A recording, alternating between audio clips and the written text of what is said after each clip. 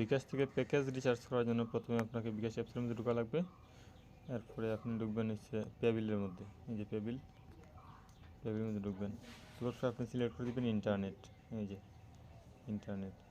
তারপর এদিকে টাইপ করবেন ফ্লেক্সাস ক্লাউড, ELEX, এতটুকু টাইপ করলেই দেখবেন যে আছে ফ্লেক্সাস ক্লাউড। এই যেটার মধ্যে একটু ক্লিক করবেন। তারপরে আপনি কোন মাসে বিল দেবেন এই মাসটা একটু সিলেক্ট করে দেবেন। এখান থেকে আমি সিলেক্ট করলাম রানিং মাসটা, যে মার্চ 2024। আপনি যে মাসে বিল দিবেন ওই মাসটা সিলেক্ট করে দেবেন। তারপর এদিকে আপনি যদি আপনার কাস্টমার আইডি, আপনি ওয়াইফাই নেওয়ার সময় আপনার যে নাম্বারটা দিয়েছিলেন আইডি করার জন্য